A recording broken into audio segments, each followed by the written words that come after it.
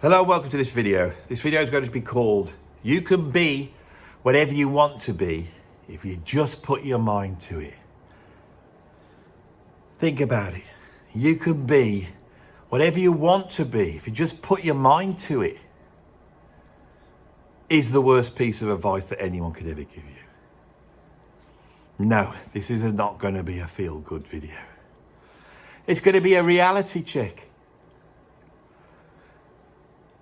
This week, you've been watching a series of 5 videos exploring all the albums that came out in 1965, 1975, 1985, 1995, 2005 and 2015. And on the last video, I started to contemplate the meaning of all this, but I needed to go to the toilet, so I stopped, which is a good thing. Because in going to the toilet, I had to think about it, and the last few jigsaw puzzles came together. And the phrase that popped into my head at that point was, you can be whatever you want to be if you just put your mind to it. And actually, in thinking about the 1990s, there was a song, and I don't know who it's by, but it's echoing in my head, and it goes, you can be whatever you want in your turn. I don't know if it's Primal Scream or the Soup Dragons or some band like that. It's in there, some sort of, Mancunian fool jumping up and down with floppy hair in the 90s telling me I can be whatever I want to be. Because I want to know fundamentally what this big arc that we discuss on here, this cultural arc that is embodied within the music that we all like, what it actually means.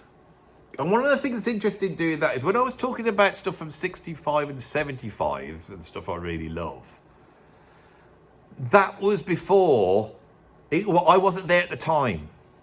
So I love that music because I love it and it represents something. It probably represents some ideal of what went before me.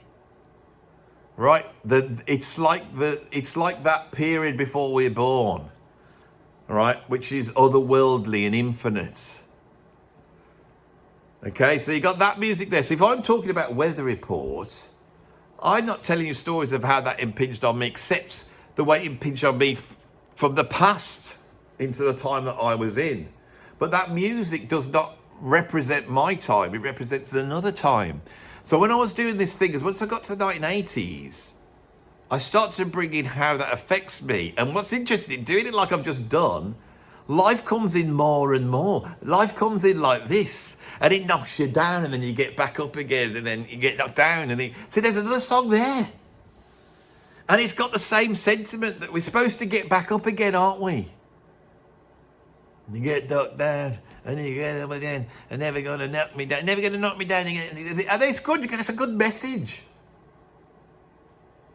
But the fact is, as I'm saying this, and it's the beginning of the year, which is why we're looking back and why all the YouTubers are looking back and going, oh, this album came out, the Snow Goose came out 50 years ago by Camel, and they're doing all these videos. And I'm trying my best to do it, but the trouble is I'm too much of a bloody stirrer of the pot, so I have to stir the pot and think about it too much. Why do you have to think about it so much, Andy? Why? Can't you just like the albums and be happy and just say, well, I like that album? Why have you got to get all deep and interested? And that's what your audience is like. That's your problem. Your audience is all a bunch of weirdos. They like what you do. They like when you criticise bands they like. They like masochistic people that think too much about philosophy. That's what your lot are like. Where am I going with this? I think I don't want to do a massively long video. I want this video to sort of fit in with the other videos I've got. So let's just cut to the chase. What I think is this. Is when we look at the era of rock music, which runs from about 65 up until around about 2015, the thing I've just covered, that period, which also coincides with my life. I was born in 1968, I was a child in the 70s, blah, blah, blah. And as I talk it, I can see how my interest in what's going on diminishes, and that's natural. But also the production process slowly, this is the key, and I was a part of it when I was doing dance music and all that stuff. It moves away from the expression human expression of the wonder of being a person. And we've gone into the realm of perfection. And we're now in the realm of AI. The machines do everything better than us. That's what we think now. But we didn't think that in 1960. We thought if we stopped, women stopped shaving their armpits, we all wore fluid characters and took loads of drugs and had sex with each other in a field whilst listening to Jimi Hendrix with his bloody, headband on with the LSD wine in it, so we blew, and all that myth that we've grown up with, that utopian ideal of the 1960s, which is the apex and jumping off point for everything that we've got. 65, that's where it's at. You can see at the beginning of it. What that utopian thing was it was embracing free expression.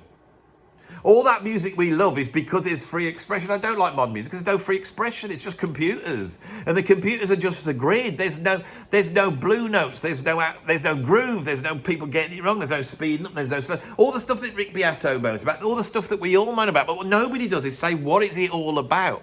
The idea happened in the 1960s. The generation in the 1960s thought they could change the world.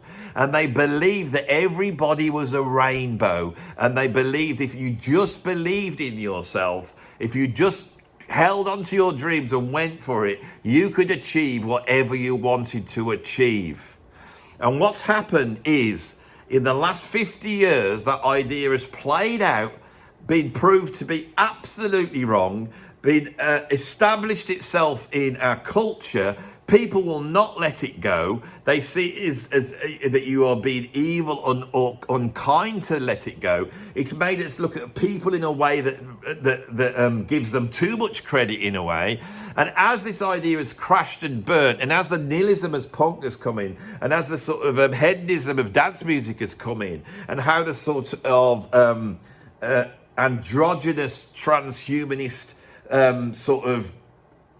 inhumanity of the machine, of AI, of the metaverse has emerged, right? And as these values that was, so they're beautiful values, I am not saying we don't treasure everybody, but what I'm saying is it is patently obvious that the idea that you can be whatever you want to be if you just hold on to your dreams and go for it, which started off as this sort of mantra of Woodstock and ends up as the esoteric metaphorical meaning of every single Disney film, until the point which we don't want to know it anymore. And nobody wants to watch a Disney film anymore. And nobody wants to watch a Marvel's bloody epic anymore. Nobody wants to see the heroes fighting against good against evil and triumphing, because it doesn't seem to make sense. It's not right. Nobody's triumphing in Ukraine. No one's triumphing over in the Gaza. That the 20th century is the era of mass communication, and with mass communication, it's the era of the ability now to spread art and music. Music becomes very important because it becomes spread on the radio, and the radio is one of those things that can be spread on records. Suddenly, you could go out to there, and then you've got the cinema. And what this does is that to get the art out there, you need a ton of money, and you need an industrial base like a record company or a film company, and you need to push it through the charisma of artists that become superstars. And what you do is that industry of creating that, which is the medium by which art and music reached everybody in the 20th century and broke every single boundary down and suddenly was out there, becomes in itself a Mount Olympus. So people who grew up in the 20th century, if I said, oh, is this can of Coke here, listen to it. It's not been fully drunk. Jim Morrison drank that. Oh, no way, yes. Do you want to buy it? Yeah, how much do you want for it? £1 million. Oh, I'll pay for that. Because I'm paying for something where the lips of a god has touched it. Lips of a god from Mount Olympus that's no longer with us, that existed in some sort of time-worn realm of hippie, utopia. This is what rock music is. And the thing is, it's so strong that we can't let go of it. It's so strong that the establishment can't get go of it in so many different ways. This idea that everybody's a rainbow, that everyone can fulfill their needs, that everybody's a good person. that the things that it's the establishment that's wrong. It's those things that were subjugating black people and gay people in the 1950s. The crime of that was so wrong that if we just hold on to that and keep banging against that, we should be able to get ourselves out of it. And last year in America, you had the Democrats pull every single person from Mount Olympus down to stand up and say, do not vote for Trump. Vote for us because we're the nice party. We believe in the rainbows. Everybody's a rainbow. If you believe in us, your dreams will come true. And the Americans turned around and said, we do not give a toss. We do not give a toss what Beyonce or Jennifer Lopez thinks. Right? We don't want it. They're all dodgy anyway. Look at Epstein. Look at Diddy. Right, and now all their houses are burning down in Hollywood because they're being run by a sort of these people who are more interested in the sexual orientation of their fire people than their ability to put out fires. Now, I'm not saying I'm not saying anything about that in terms of whether that's true or not. What I'm commenting on is the cultural age in which we're in. Right. And how the sort of elite middle class and upper class are wincing at all this. I don't like it. Like when you pour the water on you, the witch in Wizard of Oz. They're wincing and, I don't like it. And, all the Hollywood, I don't like it, we don't like it. And normal people are going, I'm sick of this. We don't believe your lie anymore. That if we can be whatever we want to be, if we just put our minds to it. Now, that applies to you, doesn't apply to us. It's them or us. And politics is no longer about left and right. It's about the great unwashed against the clever, educated, liberal elites, isn't it? That's what it really is. And some of the right are on the side of the commoners, or the other rights are on the side of the elites, and some of the left are on the side of the commoners, and some of them, and that's where the real thing. And what we're seeing is that's falling to bits now. All right, and if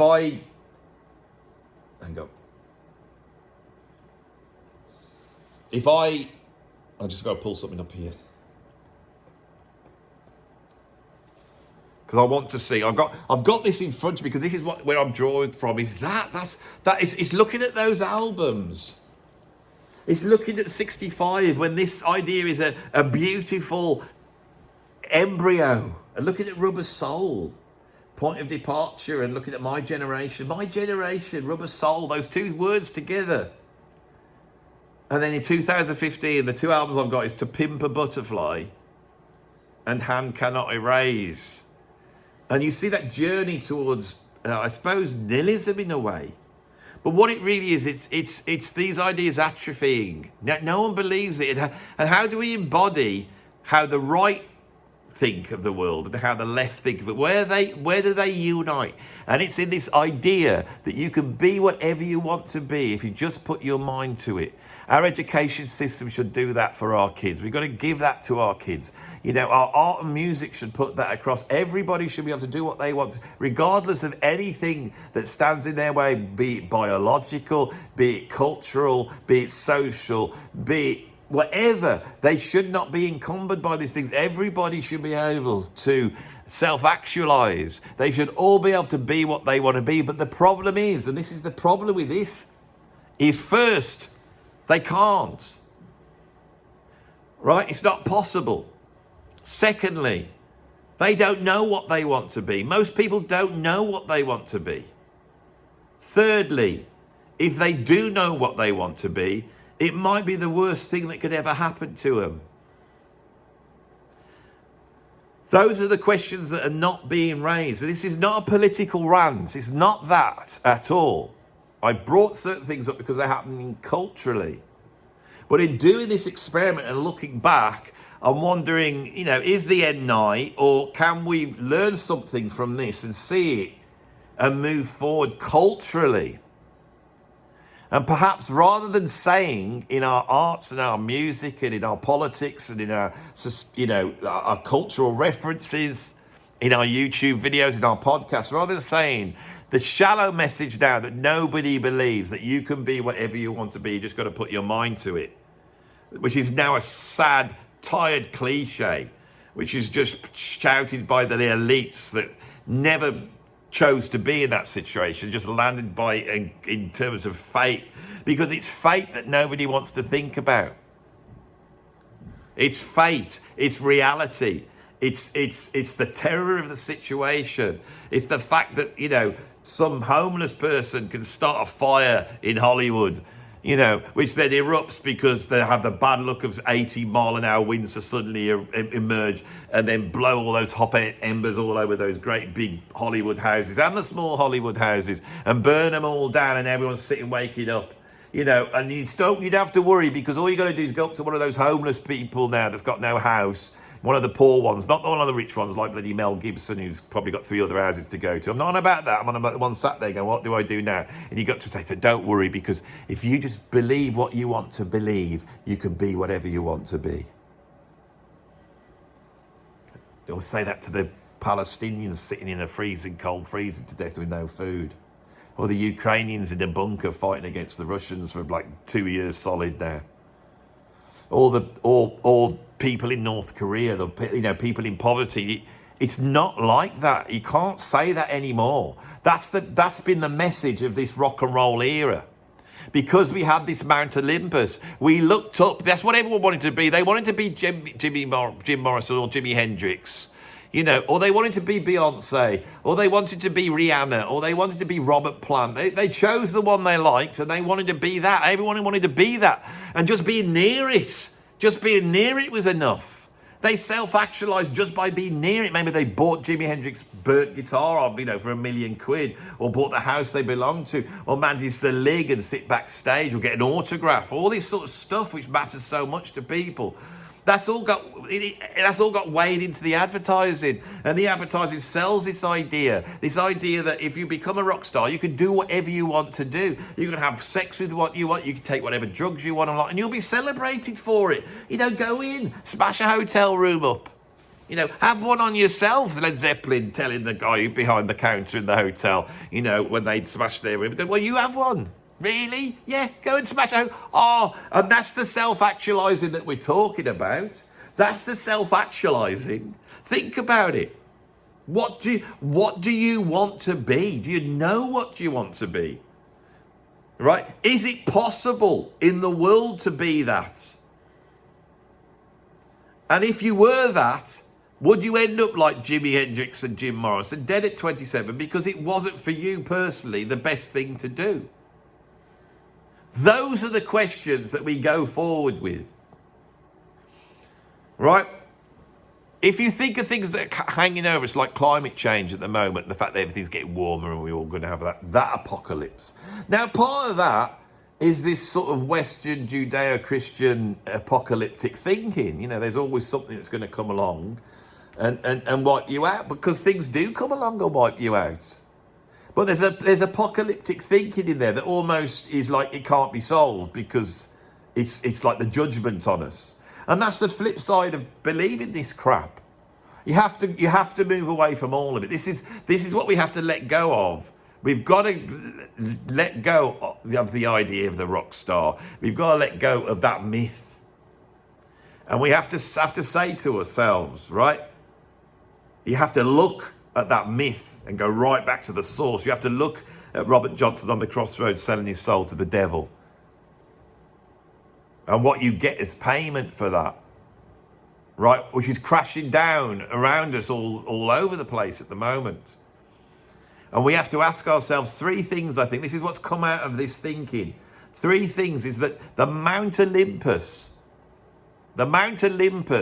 of the film star, the pop star, the rock star, which we have put in the place of that Woodstock. They didn't have that as their thing. They just wanted to live in this sort of, you know, rustic utopia, having sex with each other in fields and having baths and kids running around smoking joints and getting enlightened and everyone, you know, hyperventilating and taking acid. I watched Woodstock. I watched it all my life. I love it. Watched it over and over again when I was a kid. But that has become the thing that you have to be. Is a celebrity. You're supposed to worship these celebrities.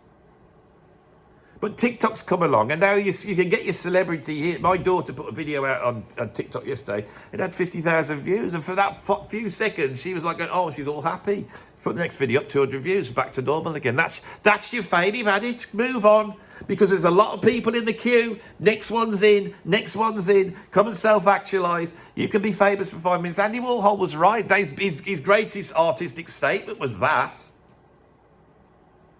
But the truth is, right, when you look at all this and what we're celebrating here and everything that is in my head of what's going on, it comes down that we have to replace the idea that everybody's a rainbow and everybody can self-actualize, and if they just put their mind to it, they can fulfill their dreams. You just got to believe in it.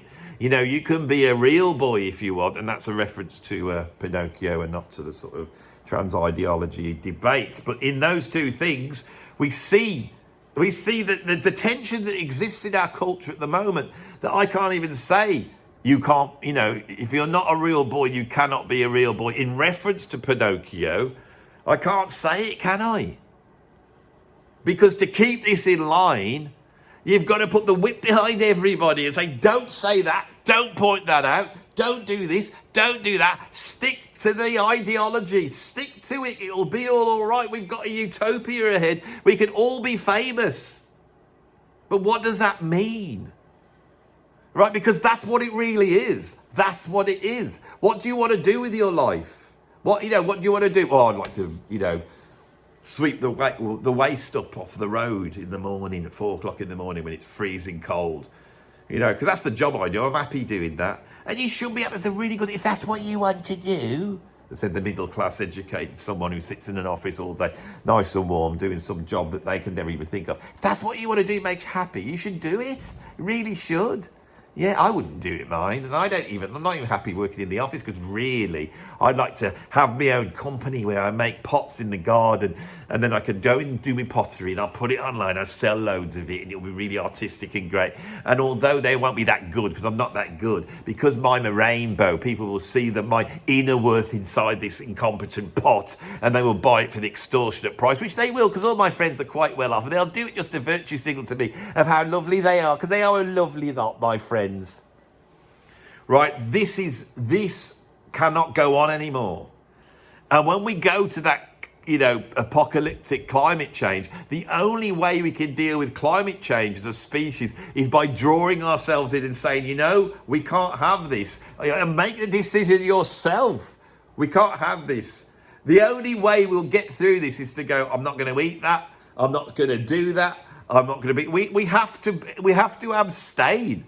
But we have to abstain in an ascetic way, like a monk would abstain, not because we've been forced to do it, but because we know that we will have a better life by drawing ourselves in, and by not doing things, by not trying to be famous, by not trying to, eat every expensive meal, take every job, have sex with everybody, be a man, be a woman, be both, be nothing. All these things that our society is saying we should be able to do, and then other people going, you can't do it. Don't tell me I can't do it. I won't like it. Just don't say it.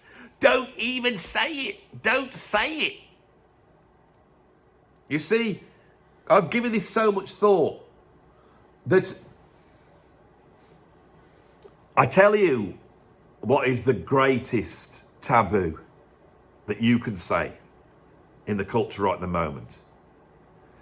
Is to say that certain people are fine, they're okay, that there's no prejudice against them, there's no racism against them, they're living in a Western liberal democracy, and a lot of that stuff's gone, and they're comfortable and they're warm and they're happy. And people will explode because that ideology has to be held on, regardless of the facts, regardless of the fact that they are making the statement that the utility of this ideology doesn't exist because you can never achieve it. And why can't you ever achieve it? Because it is a utopia. The utopia that everybody can be whatever they want, have whatever they want, go out with whoever they want, have the house they want, the job they want, the money they want. This cannot happen. Right? It cannot happen. Right? And so this idea of equity cannot happen. I'm not saying it to be horrible. I'm saying it's the truth. It's a thing that we have to get our head around and deal with properly. And by equity, it doesn't mean that people haven't got equal rights. What I'm saying is not everybody's a rainbow, and not everybody can self-actualize to their dreams. And not everybody has a dream which is possible even in the world or is even good for them. Those are the things we have to carry with us in our art and with our culture. We have to say, what is your dream? Because I don't think your dream is good for you. You need the realization to see what is the right thing for you to do. It is so much more important for you all out there and for me and us all to find the right things to do. And we don't know what they are. You know why? Because we do not have control over our identity. We don't have control over what we want and what we don't want. We don't have control over this. We're not just us. You know, we're not just individuals in this sort of communitarian atomized space. We're not. Right? There is a community there, but the trouble is the community's got bad people in it. Watch The Village. That M. Night Shyamalan or whatever he's called. Watch The Village, because that deals with that brilliantly. This sort of little utopia. And the fact that because they believe everybody's a rainbow and somebody isn't, you see what happens in that situation and how people deal with it. This is in there. So I think what I've learned from this is that we have to swap the values of the previous epoch, Western liberal epoch or whatever you want to call it. We have to find new values, and they shouldn't be negative. We can't embrace this. We have to say, rather than saying you can be whatever you want to be, we're going to say, what do you want to be? Is that the best thing for you? People need to critique their desires. All right? They need to ask the question if it's actually possible to be the thing you want to be. Here's a real practical example of that. Every single band out there that's trying to get a record deal and get famous, even though that doesn't exist anymore, nobody does it anymore. And those that do it can't make a living out of it. Right? It doesn't exist anymore. Let it go. Right? It's not possible to be that. Right? This utopia that you think is a utopia, it doesn't exist. We need to go into the future, and we have to apply some rational thought. We have to draw ourselves in, and our art needs to replace the beauty that went before. This Woodstock utopian, everybody's a rainbow, everyone's equal, everyone can have everything if they want, and if they don't, it's not their fault, and anything they think they are and everything they think they want to be, they can. We have to go away from that, because it does not do you any good. It only does you harm. And what we've seen is the mummification of those ideas, the enshrinement in stone of these ideals that seem so loose and freedom-giving in the 1960s and 70s, but have slowly drawn to the point we're at here now, where they're not helping anymore. They don't help you, they don't help me, they don't help the kids, they don't help anybody. You know, nobody should be wanting to be a rock star or pop star or a celebrity. Nobody should desire that. The Mount Olympus is burning down. And like the great heroes, the human heroes in the Greek pagan stories that Stephen Fry knows all about, that I don't, so I wish I could comment on it better. But every one of those stories is a human being standing up to the gods and going, no, I'm not doing what you say anymore. I don't care about your Mount Olympus. I don't care about it. And the gods going, oh my God, if they stop caring about us, we won't exist anymore. We have to stop caring about them. We have to move away. We have to realize that our utopia is with us right now. And utopia just exists for a fleeting second. When you get in the morning and your kids are sort of having a laugh in there, brushing their teeth, and you look out the window and the sun's coming up and the sun comes in, and at that moment, that was the truth of self-actualization that Maslow put out there, is that moment where everything harmonizes, and then it will unharmonize and it will harmonize. And you live for those little precious moments, which is your personal utopia, your personal sense of joy. And that is embodied in the arts. Because when artists have that, they go, oh my God, what was that? Can I capture that? Can I put that across? Is my utopia like yours? Is yours different? What is your utopia? How do we negotiate our utopias? Because if my utopia stops you from having your utopia, how do we negotiate around that? How do we get to that? You see, These are the artistic questions. When you look at what wasn't pushed in this era of rock music, and it really comes down to Mount Olympus. It really comes down to the way the communications. It was the message. It was the way the message went out there. I found him like Marshall McLuhan or somebody. It was the way that what was that phrase he said? You know, that has gone. It's that bit that's gone. And the mass communication of aesthetic, and that means ethical values, has changed. And we have to take that on board.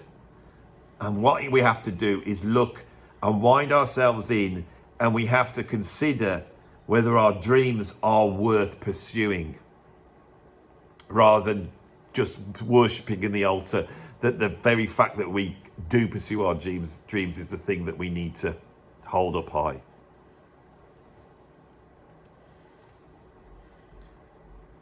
Bye-bye.